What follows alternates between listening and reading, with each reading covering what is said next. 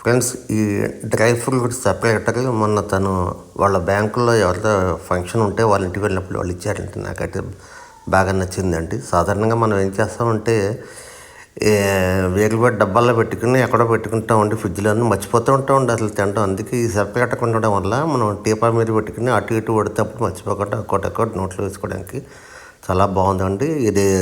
ఇదండి పిస్తా అండి, without salt అండి.